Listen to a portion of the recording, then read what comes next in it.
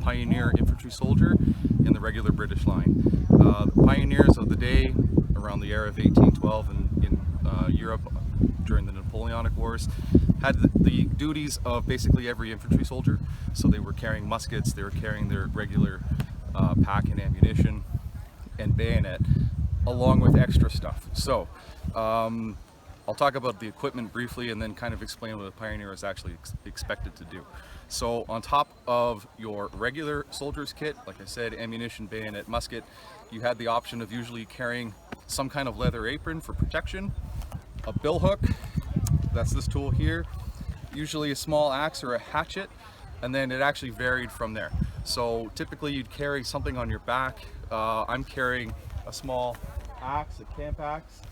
Other equipment that was usually slung on the back could have ranged from like an actual wood saw, shovels, picks, mattocks, things like that.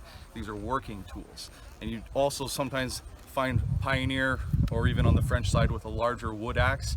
And basically the function on the battlefield is that you could compare it to a combat engineer in more modern talk. So you're taking out barricades, you're building barricades or navigating tight passages, things that need to move, be destroyed, or built. Outside of battle, you were typically overseeing work parties.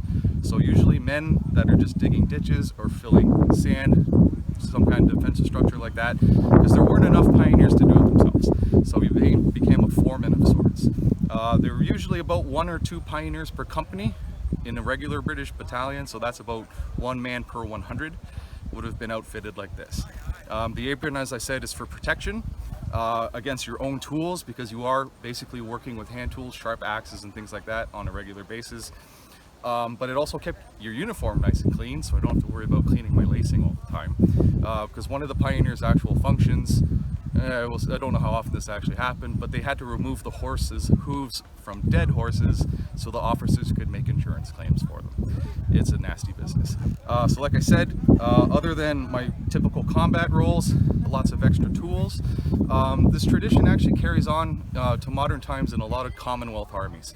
Canadian Army, South African Army, the Indian Army, you have combat engineers, and they maintain the beards. This is a real thing. During 1812 and most of the European influenced world at that time, having a beard was something to be ashamed of, unless you were allowed to have one. And the pioneer soldiers in the American Army, the British forces in North America, Europe, France, across the board were allowed to have beards and mustaches. The saying goes, it's because you're up early enough, before dawn, don't have time to shave on a regular basis because you're out working. That doesn't make any sense, because you can shave at any point during the day. But we maintain the beard, and as per any army tradition, if you're allowed to do something, you get to do it to excess.